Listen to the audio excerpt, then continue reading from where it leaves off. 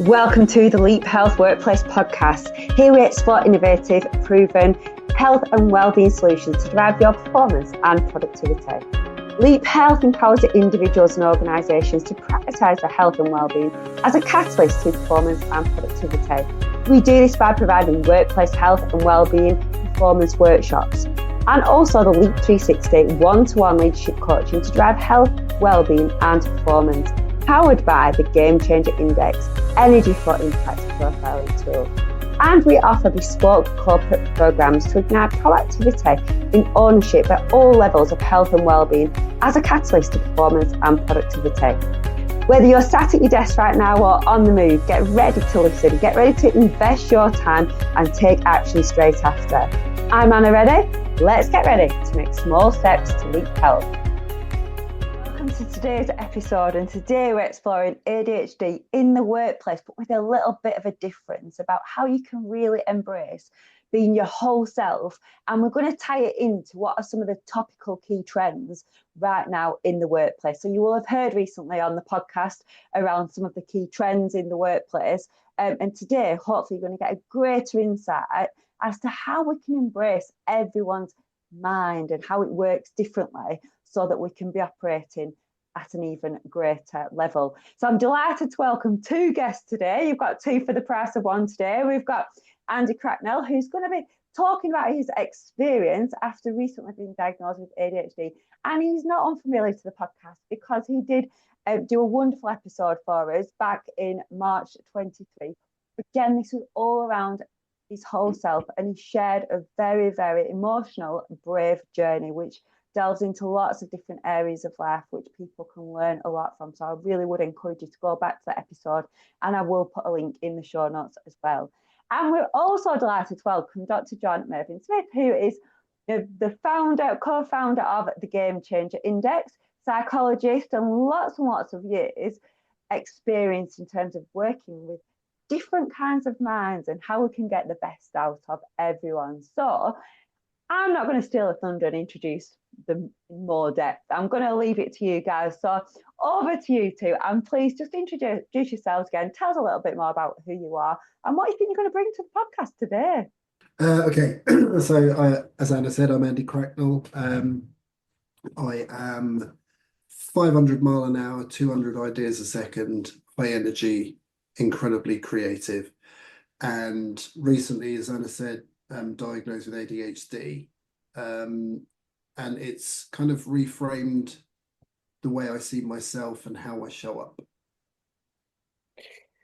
And Andy, we've known each other probably close to a decade. So hi everyone. So my background is psychology, as Anna was saying. I trained and worked as a clinical psychologist in the NHS. But psychology is all about understanding individual differences. That is my world. This theme of neurodiversity and ADHD within it is a way of understanding how people are different and how people are similar. And about 4 years ago, I started to take a much closer interest in this particular difference. I'll tell you the quick story on this, and then we'll see how that relates to my understanding of Andy. But I had a conversation with an engineer in a company that you'll all know, but I can't name. And he was widely regarded by his colleagues as a genius, but a pain in the backside at the same time. And I found him fascinating to talk to. And then he declared at one point that he had ADHD, and I suddenly realized that people with ADHD do think differently. And it was an observation that I held on to for some years until last year we put this to the test with the GC index. I wanted to know, could we understand this difference in a positive way through the lens of this thing called the GC index that looks at individual differences for the ways in which people focus their energy? And a picture emerged, and we'll talk about that, Andy, I think, and see how it relates to your world. Is that a starter for us, Anna, in terms of an intro? Well, that's certainly made us curious about what this data revealed, doesn't it? But we're going to hold it there. There's a bit more to delve into before we start to reveal this. So let's just get a bit of the science. I'm going to pick your brains now as a psychologist in terms of the science. First question, though, is, some people say it's genetic, some people say it's environmental, some people just say it's a trend. So, we have the likes of Gabor Mate that talks a lot about how it's your upbringing and how that changes your brain. Other people I only heard recently that, it's as genetic as your height. What is it? Is it genetic or is it environmental? And then to go a little bit deeper as well, in terms of the differences in our brain, as far as I'm aware, there's not much difference in terms of the structure, but it's the neurochemicals within our brain that show slight differences. So, John, I'd love your insights into this, please. Well, it takes me back. I don't want to bore you with the stories, but it takes me back to my undergraduate days of asking the question about a whole range of conditions as they were seen then, like schizophrenia. Is it nature? Is it nurture? Is it genetic? Is it upbringing? It's almost impossible to answer that question. Because the two will interact necessarily. The only way you can actually strictly do it is by looking at identical twins who are reared separately. There's a methodology for looking at whether it's genetic or whether it's nurture. I'm not sure it really matters. It's interesting, isn't it, that there's an increasing incidence of this thing called ADHD, which would suggest that it's not strictly genetic. It has to be an interaction. Otherwise, it will be a product of what's gone before in your parents and be a fairly static occurrence, and that's not the case. I think whether or not it's an evolutionary theme is probably more interesting than whether it's genetic or nurture, which is something you raised then, I think, Anna. Yeah, and that is interesting, isn't it? Is it evolutionary? Is that trigger loaded, but is it whether we pull that trigger or not due to what's happening in the world? Yeah, and that's interesting because we know we're all living in a world that's moving at a rapid pace, changing dramatically. We've seen that. We saw that over the weekend, quite extraordinary things going on. Human beings are wonderfully adaptive, or have been historically. So the question is this another adaptation? Are our brains changing and changing the way we interact with the world because it's part of our human drive to survive? That's quite possible. Whether it's helpful to see it in those terms is another thing. Thank you, John.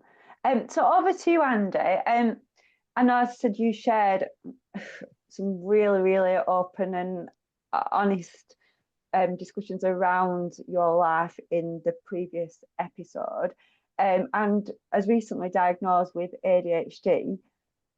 What are your thoughts around that, and what's been your journey to where you are right now?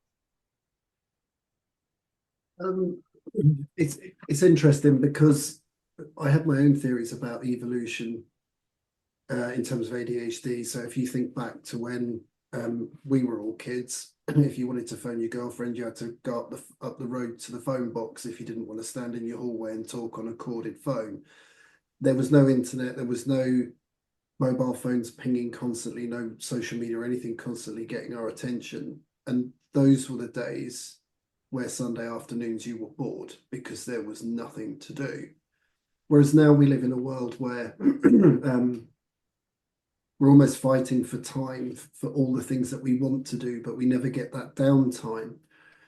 So to me, logically, the adaptation or the evolution of the human mind is the thought that went through my head was, is this that our brains are responding to this never-ending stream of stimulus in the world around us, whereas 40 years ago, certainly when I was a kid, I was looking for stimulus because there just wasn't enough in the world around me.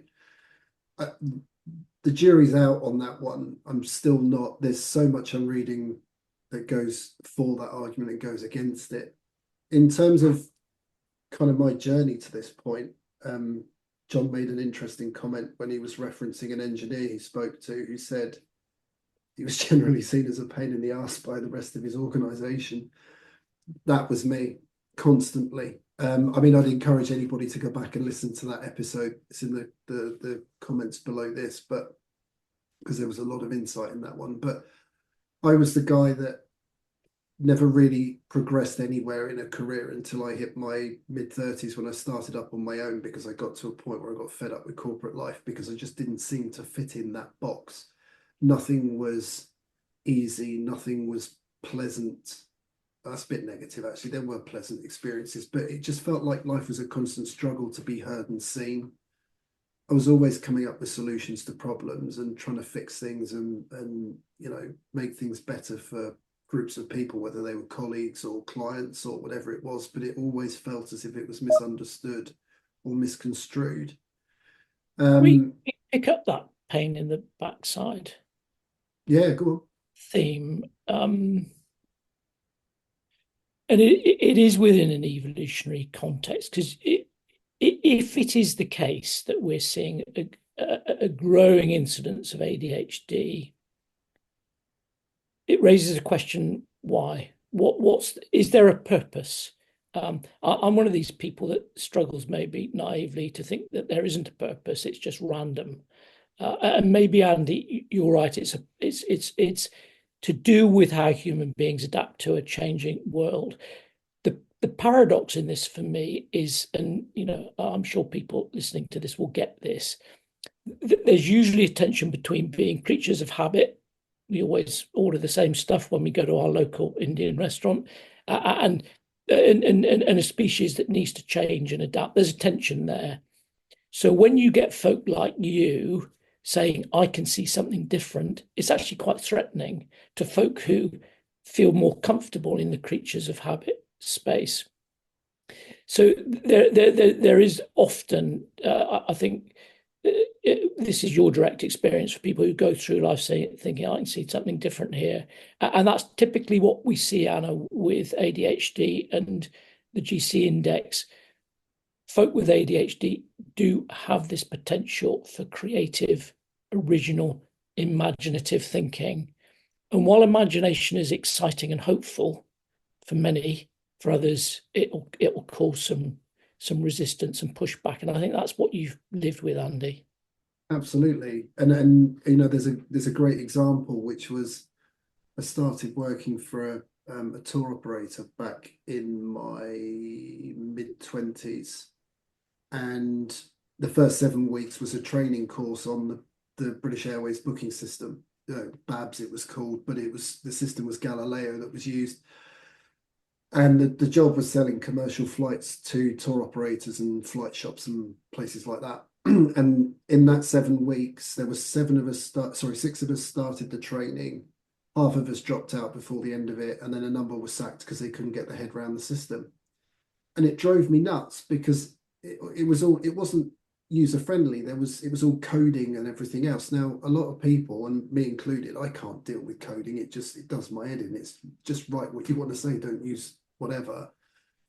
So I made it through the training by the skin of my teeth, and then spent the first 3 months I was working in the role rewriting the training guide and the training for this system, because I could see a much easier way of teaching people how to use the system rather than the clunky training mechanism that was in place.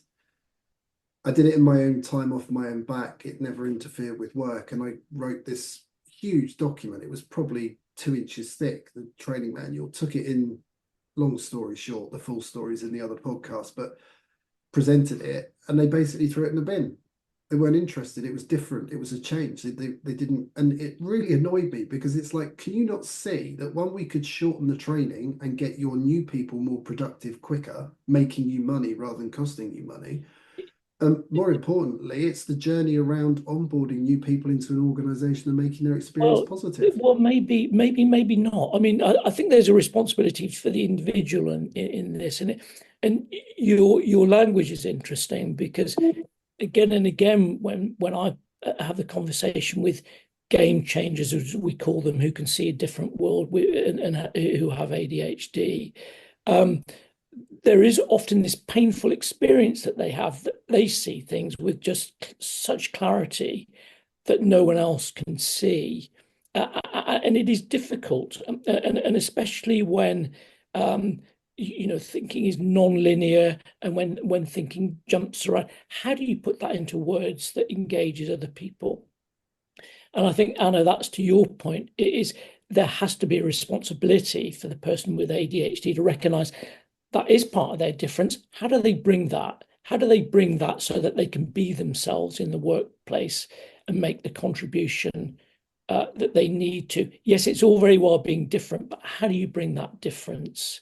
And that is a struggle. I mean, I'm not minimizing that struggle, and it is hard, isn't it? But for me, that's part of it. Hugely. And I think that to come back to you on that, and this is a conversation you and I mean, as you said in your intro, we've known each other a long time now. We have these open conversations. But so I was first introduced to the GC index by a friend. Now, I was highly allergic to any kind of profiling tool. I lost a job once because I refused to do Myers-Briggs because I thought it was a waste of time. And I was really skeptical when she said, "Oh, you need to try this." And when I did it, you had the pleasure of sitting with me in an Italian restaurant in London for 4 hours going through my profile back in the early days. It blew my head to pieces because it gave me a language and an understanding of myself that actually enabled me to take control of how I could communicate with the world and to be able to communicate in a way that people then understood. So I'd spent 30 odd years getting the messaging wrong, and go back to that example around the training manual. The way I sold it in was an absolute car crash. It made sense in my head, but what my manager probably saw was an over-animated, highly excited, energized individual come in his office telling him how pissed off he was that the training was as bad as it was and all the rest of it. Yeah. Whereas now my approach would have been completely different because I know how now to communicate with people who are not game changers and not ADHD. Yeah, so I think that's a really good story because you obviously sort of grasp that sense of responsibility for saying, if I've got original ideas, I need to bring them to the world in a way that they can entertain rather than run away from. And not threatening. Yeah. What we're seeing in the science too, which is sort of consistent with that, is so the pictures of people who are clearly imaginative, clearly obsessive. This is your 2-inch document. But they also have very little energy for current reality. We call that the implementer, the person who's very grounded, very pragmatic. I always think of it. I love that Banksy painting, the little girl with the balloon. She lets go of the balloon. The balloon is you, Andy. The implementer is the little girl who's grounded in the real world. And it's, a lot of organizations are grounded in the real world. How do you engage and talk to them in a way that they can understand your ideas without the balloon floating off into space?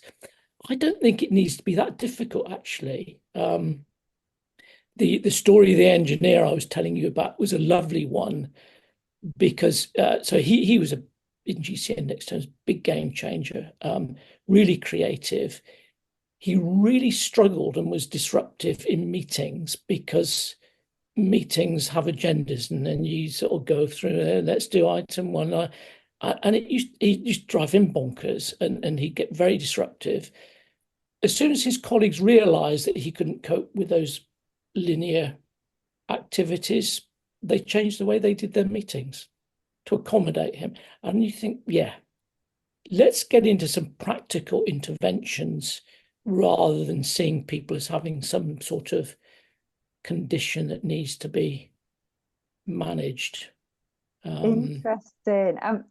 There's lots of points here I'm hearing that I want us to pick up on a little bit more. So just to kind of summarize and pick out some key points as to where we're up to so far.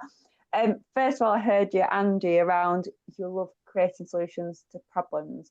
And with an ADHD brain, it's not always a linear pattern, is it? You can deviate from that linear pattern, which, as you said, Dr. John, most people are habitual, aren't they? They've got a way of doing it, a process of doing it. And that is a challenge, is being able to deviate from that process so that we can capture that innovation, but act upon it in a more timely manner. So going back to your engineer who was very game changer orientated, they had to change the meetings to engage him to be able to act upon those things in a quicker time. Two quick examples: in pharma, presented about 12 years ago the idea of engaging with healthcare professionals online, and it was poo-pooed because they wouldn't be able to do it. Fast forward today, it's the norm. Also presented about, again, 12, 13 years ago, the use of using 3D modeling so that they could understand, process of medical conditions a little bit more. That was poo-pooed. And today it's considered really innovative.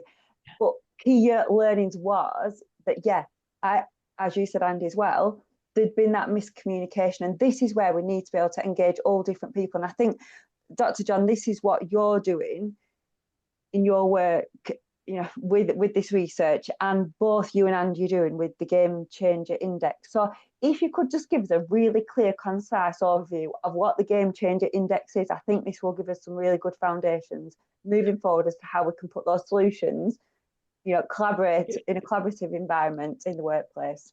Okay, I'll have a go. So what the GC Index does is it looks at individual differences in terms of how people channel their energy to make an impact in their world. And broadly speaking, we have people who have energy for ideas, possibilities, and we have people who have energy for getting things done, practical outcomes, tangible outcomes. We have people who have energy for building relationships. And in between those three, we have lots of different combinations. And that's what you get from GC Index profile. So I would sit down with Andy and say, gosh, you got a lot of energy here for imagining possibilities and obsessing about them. You don't have the same sort of energy when it comes to filling in your expenses form or whatever it might be, those practical routine tasks. That's what the GC Index does. It assumes that we all go through life wanting to have an impact. And I think that's a reasonable assumption. We learn, we grow, we develop, we adapt, we channel our energy, and we do it in the context of our relationships too. And so what we're glimpsing really with the GC Index and ADHD is just the fact that, people's minds might be wired differently for whatever reason. There might be all sorts of interesting biochemical things going on, but they can make a contribution to their world that can be extraordinary if we recognize that difference. Don't see it as a disability, but see it as a positive thing to bring and create the sort of environment that's conducive to that. Is that enough on the science, Anna? That's good. Yeah, that's good. I'm just going to ask Andy another question as well now as a bit of follow-up to that. So on reflection, Andy, now knowing a little bit more about how different people are energized and how maybe you may go a little bit non-linear at certain times, how could you have brought people in quicker in terms of your communication with some of those innovative solutions that you've come up with? How, when you reflect on this now that you know about different energies and the way that different brains work, what would you have done differently? So now I have to rein in the enthusiasm for this because I've got a million stories to tell you on this one. Pick out your best. So a couple of years back, I had the pleasure of working with an organisation, national organisation that was going through a restructure. And they pulled me in to do their rebrand and marketing strategy and comm strategy and various other bits and pieces. And I walked into the office on day one. And if this had been 15 years ago, I'd have walked into the office on day one, bouncing around the office like Tigger. I was quite often called Tigger at work. On this occasion, because it was an incredibly important contract for me. It was the cutting edge contract of my career. I went in And I spent a week sitting, listening and watching and engaging with the team, that my direct reports, on a very passive level, not disconnected from them, but just on a real low energy, getting to know you kind of way. And it worked because the team didn't react to me the way that teams had done in the past. There wasn't an allergic, violent reaction to who the hell is this that's just walked in or bounced in through the office door and started projecting ideas all over the place and highlighting that this needs to change and that needs to change, and all this kind of chaos that normally comes in this big storm cloud with me that walks in the door. And it was magic because I worked with them for 9 months. It was a 9-month contract. And we did some incredible stuff. Now, to pick up on one of John's points, 3/4 of that team were people who like the status quo. So they are my opposites. Change scares them, really scares them. And I was so mindful of that I was able to identify fairly quickly who those people were. And actually, for validation, I then took the GC index in and profiled all of the team. So I then knew factually who was who. And I was able to adapt my behavior around those individuals, that when there was a change that I was introducing, or a new process or a new policy or whatever it was, I did it in a way that empowered them to see it as being part of their normal. And that, yes, it was change, but actually it was an enhancement to their status quo. Yeah. Now, again, if I'd gone back 15 years, I'd have gone in, profiled a lot of them and gone, right, you lot, this is what we're going to do. It's really exciting because it gives us this opportunity and this opportunity, and it will change this and it will benefit that, and all the other reasons why we do change. But they instantly would have locked down. I would have ended up with a team completely demoralized and probably fearful of me as a leader. And there would have been no psychological safety, no trust, nothing. So it's about, and it goes back to my point I said to John earlier when he did my review 10 years ago.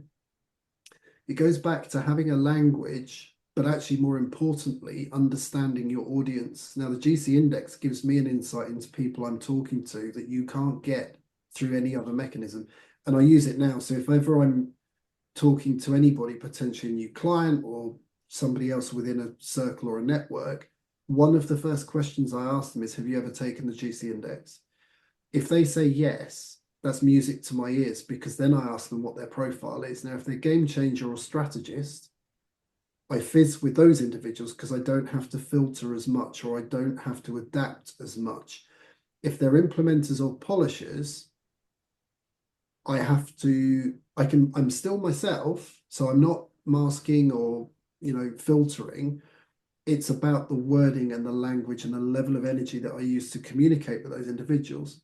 One very quick example, I profiled somebody recently who posted something on LinkedIn that really inspired me. And I contacted him and said, look, slightly out of context, but just do the GC index profile because it might work with what you're doing. And he came up as an implementer, completely the opposite to me. And when I did his review, I had this thing in the back of my head. And before the Zoom call connected, I said to myself, Andy, he's a 10 implementer. Keep your energy down. Don't throw the million ideas at him about what he could do with the tool for his business. Just show him the tool and he'll figure that out for himself. So it's this language of diversity and inclusion that enables this big, chaotic, highly energized, like I said, 500 ideas a second, 500 mile an hour person to exist and excel in a world where they only want 1 or 2 ideas a week, and they don't want high energy because they've got a job to be getting on with, and it's the status quo.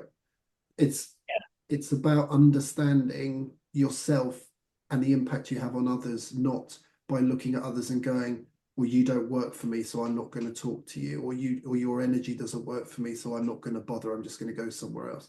It's so empowering. So it's a empowering. great story. It's a lovely story, Andy.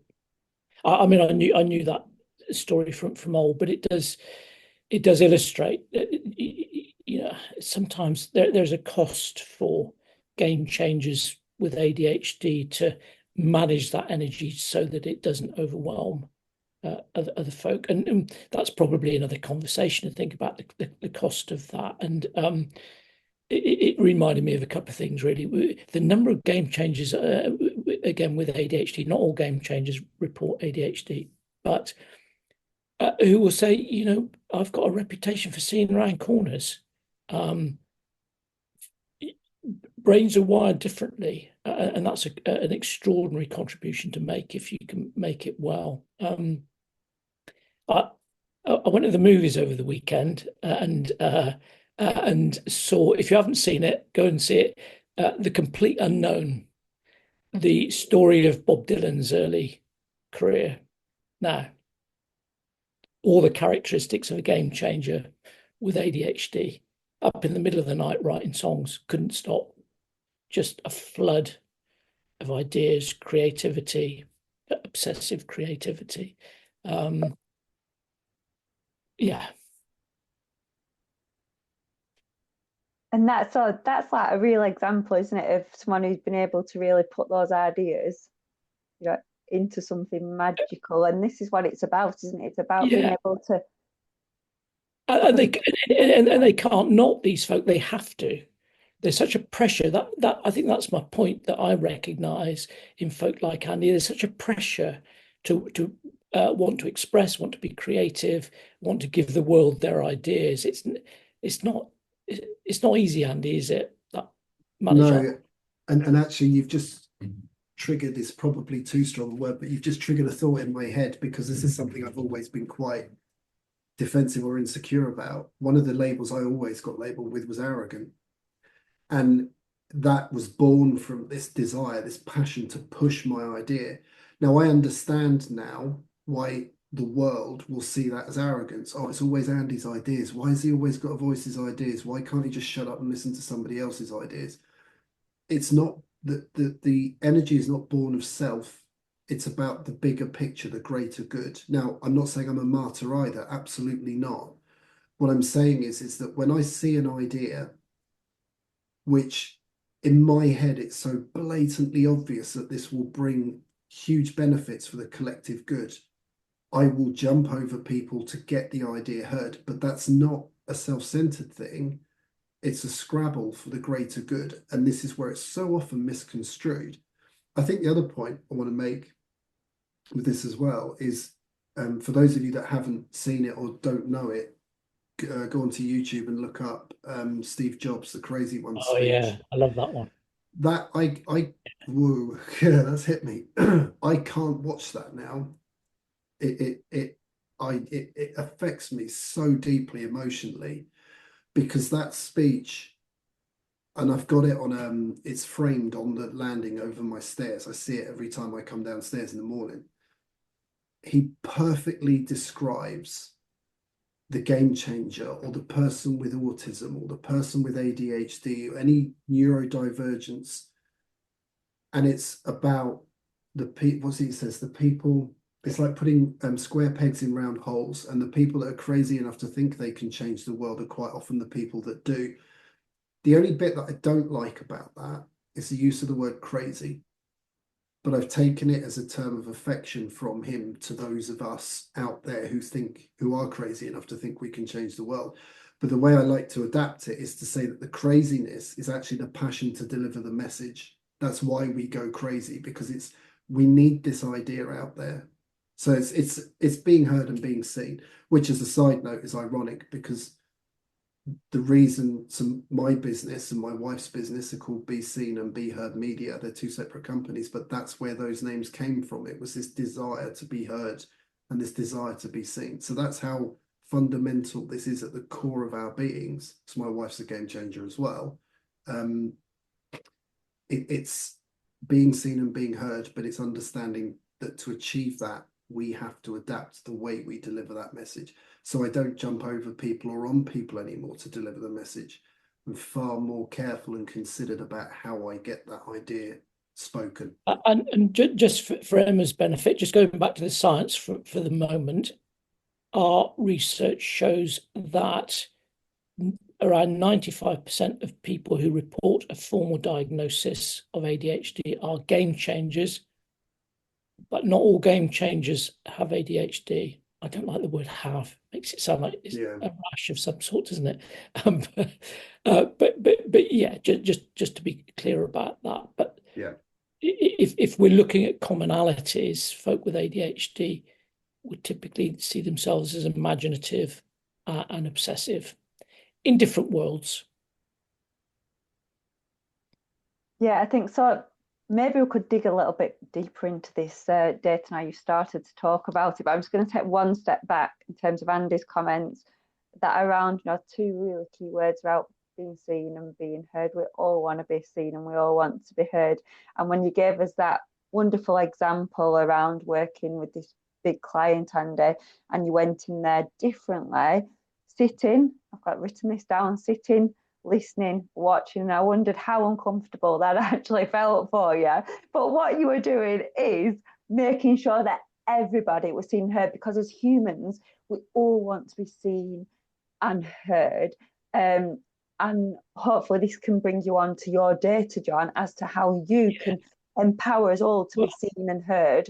I think that's a brilliant summary, actually. That's a brilliant summary, because the risk is that if people feel or they're seen as different, it's alienating, isn't it? That's your point, and you've had that experience, Andy, of feeling alienated. Yeah, it's and actually I'm going to pick up on something Anna just said. It wasn't uncomfortable at all, and I don't want to go down this rabbit hole, but one of the things with ADHD is that if you create an idea in your own head, so I'm thinking domestically now, you'll execute it. But if somebody else comes to you and asks you to do it, there's a resistance. This is an element within ADHD. Because in that contract with that client, I sat for weeks, and this was mainly driven by imposter syndrome, but I was sat thinking about, right, you need to be very careful how you go in and deal with this, because it was my idea to go in and sit and just be. It wasn't uncomfortable at all, because the game changer in me, so the creativity part of my head saw it. So that action was driven by that joining dots. And what it was telling me was, look, if you go in and keep your mouth shut for a week and do what you need to do in terms of facilitating psychological safety and trust, the end result is going to be so good that it took the pain away. There was no pain, just sitting and listening. Now, day to day, there were little itches in me that were going, oh, go on, you could say this, or you could throw that idea in. But actually, the bigger picture again was just sit and be and listen and observe and talk and be gentle about the situation. Yeah, 100%. And to your point, John, yeah, absolutely. Yeah, it's hugely challenging when you're stumbling for ways of being, or rather when you're constantly misunderstood and misinterpreted, and the damage that does to your self-esteem and self-confidence, as the previous podcast covered, Anna, is phenomenal. It breaks people.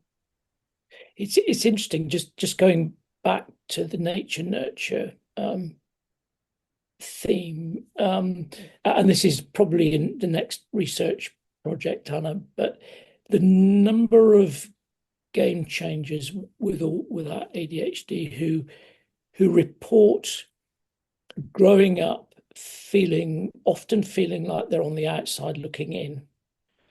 It could be an expat living in a different country or growing up in another country. It could be a third child, a fourth child on the outside looking in. That experience, as we understand it, will often lead to a different way of seeing the world that's not a traditional way of seeing the world. And then what transpires is just what you've described, is how do you bring that to the world so you can be seen and heard. And that's the inspiring bit about your story, Andy. It's possible, I think, is what we're saying, isn't it? It takes some thought, but it's possible. Yeah. And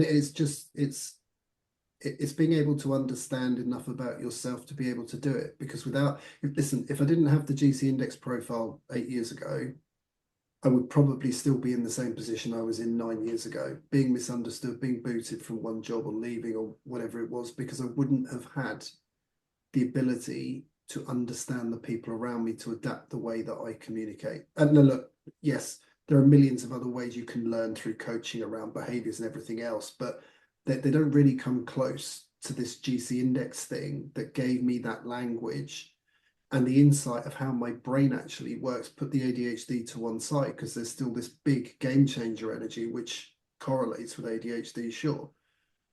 But I said to you at the time, it knocked me sideways for 3 months.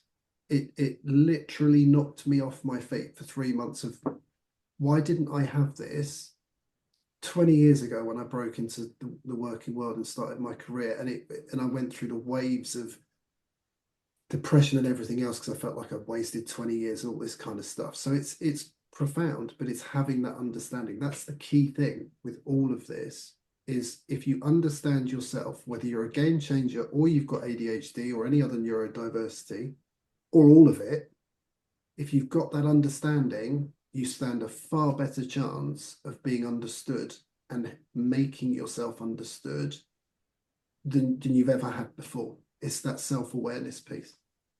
Absolutely. It literally saved me. Literally saved me. Really, really powerful, isn't it? How you can empower yourself so much to understand who you are, but then that gives you the confidence to be able to voice it to the rest of the world. And what we really need to do now is ensure that the rest of the world are embracing individuality, uniqueness, and our whole self, so that workplaces, can thrive, because without missing that uniqueness of everyone and what they bring to the table, they are going to be stifled in the growth. Tell us, John, what you found in your study. Come on, let our listeners hear now about it. I think we've covered off and consistent with that lovely summary, Anna. It was an attempt to say, okay, if folk with ADHD, dyslexia are different, if their brains are wired differently, how can we understand them so that they can make that contribution? They can be different, but bring a valued contribution. And that's what our research shows. It does show, just as you were saying earlier, Andy, these probably are folk who will bring you original thinking, they'll bring you creativity, help them to do that. They can help themselves to do that. That's what Andy's story is all about. And a big part of that too is try and, where you can, stay grounded in the present, because that's often where the rest of the world might be at any particular point in time. And they're not ready to join you in the stratosphere, that they want to stick with what they know. It's that creatures of habit versus, the possibilities of something different. So that's all our research is saying. See those differences through a lens of how people like to channel their energy, and you will see something different in them that you can value, and more than value, need in an organizational setting.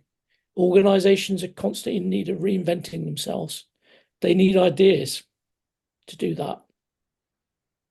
Absolutely. So in terms of some of the topics, that are very important this year and moving forward in the place of work, obviously, burnout is still a really high issue, and costly as well to organisations. How do you think those people with neurodiversity, and in particular ADHD, can be more susceptible to burnout than maybe others? Yeah, I mean, I think there's a broad principle here to hold on to with the GC index in terms of what we're seeing is that if the way you like to channel your energy is aligned to the demands of your world, big tick, happy. If I like to channel my energy into details and precision and doing things and getting things right, and I'm an auditor, big tick, I'm going to be happy. Where there's a mismatch between where your energy is and what the world is asking of you, and it was true of Bob Dylan at various times. He wanted the freedom to write. His agents wanted him to do something else.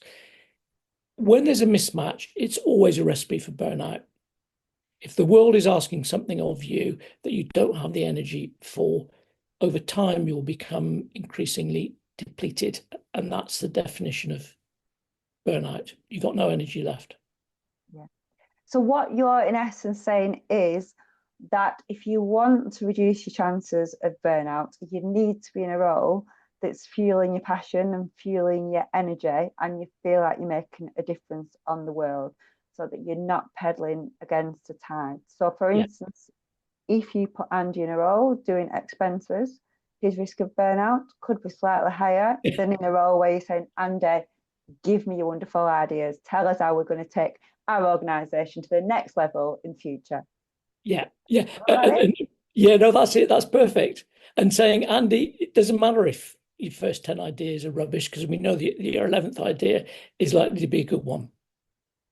Absolutely. So this again could be really useful in terms of attracting talent, couldn't it? To make sure you get the right people, Oh yeah, the right roles as well. And if you're doing that, then I guess you're minimising the risk of burnout as well. yeah. And if you've got a 14-year-old, and you think that they have a career in law and they're a game changer, you might want to have a conversation about that and ask the question: is that profession going to satisfy your need for creative expression?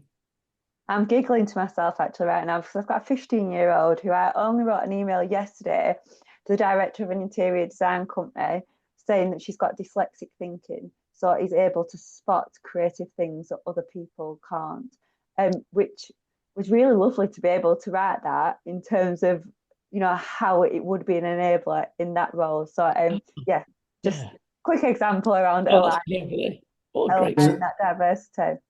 I'm going to throw one more in there. If you, if anybody's interested on a real example of where it can go massively wrong, go back and listen to the other podcast, because I spent 8 years working in law enforcement, which is very much status quo, governance, strict rules, and everything else. And yes, I managed to find pockets where I could be creative, but quite often that got me in trouble. But that's on the other podcast, so definitely go back and listen to it. But you'll see some good examples there as well.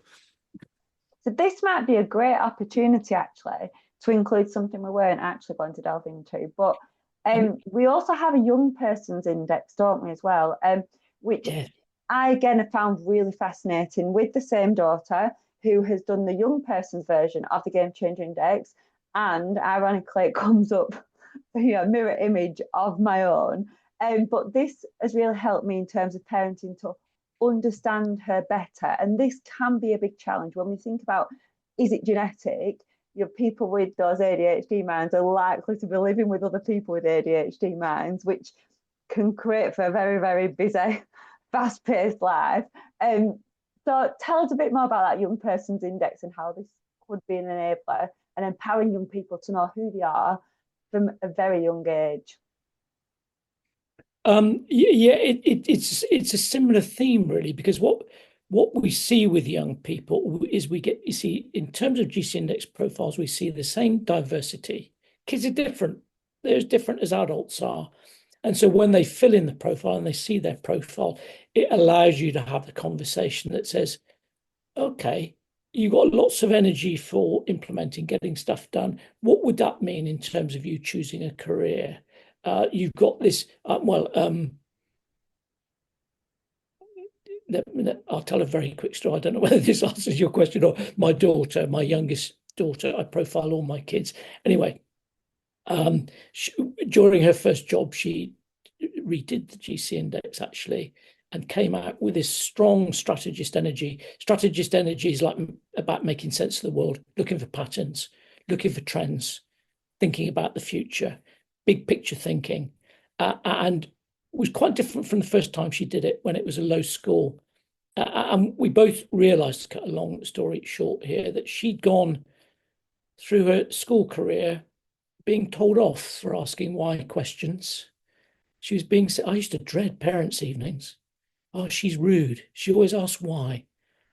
And maybe she didn't ask why in a nice way, particularly, who knows? But then she has this boss who says, yeah, challenge, ask why. A woman who was comfortable enough in her own skin to take that, and that liberated my daughter's energy. That's what you're looking for with young folk, is the conversation that says, what's going to allow you to be your whole self at work and to express your energy, whatever it is. Fascinating. And capturing that understanding early on can stop people being knocked down for a question that why, which can not the confidence as well, which can impact on them long term. So yeah, really great. As with everything I advocate is early intervention. Early intervention is the key. And I think that's a great example. So we've explored lots of different avenues today. I think it's been really fascinating to get the science, the data, and some really great examples and application from Andy. What I would just love is your final comments that you'd like to leave our listeners with today, please. Dr. John. Yes. Let's think of the ways that we can both recognise but celebrate difference. Bit of a cliche, but when we're talking about ADHD and when we're talking about GC index profiles and the ways in which people like to express their energy, we are different, we are diverse. This is a way of not just being inclusive, but being involving. How do we involve people? It's all very well to ask them to join the party or sit around the table. This is a way of saying, I know what you can bring. It's partly your responsibility too, but make your contribution. Amazing. Do not just be inclusive, be involving, which I guess makes the people feel seen and heard. Thank you, Dr. John. Andy, any of your closing thoughts? I think it's the other half of that, which is that it's really important for people to realise that it's not just on the employer to make all the changes and adaptations and everything to facilitate people like me. It's actually on the individual themselves. You've got to understand yourself. How can you expect somebody to engage with you if you don't know how to engage with others? So for me, it's that self-awareness piece, understanding what it really means to be who you are by exploring who you are and finding out what that looks like. And then learning or understanding that not everybody's the same. I spent 25 years, 30 years thinking everyone was the same as me. And it's just that there was something wrong with me. That's not the case. So it's I think awareness is probably the best word. Be self-aware, be aware of others and understand what you need to do to make sure that you are heard and seen in a way that's accepted by all. Thank you. Beautifully said. So thank you again for your time. Been really valuable. I'm going to put some links in the show notes as to where people can find you. I know you both do lots of amazing things on LinkedIn, you know, lots and lots of interesting things around ADHD, around your energy for impact. And yes, thank you once again. So before you stop listening, I want you to pause. What did you take away from the podcast today? What small steps will you start? And what did you hear that you know could help someone else to make small steps to lead their health, well-being, productivity and performance? Please do share this episode and please subscribe to the podcast.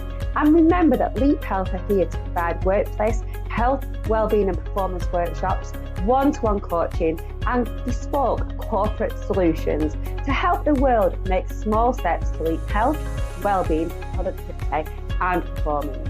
Please do get in touch. It's Anna at leaphealth.co.uk. Have a great day.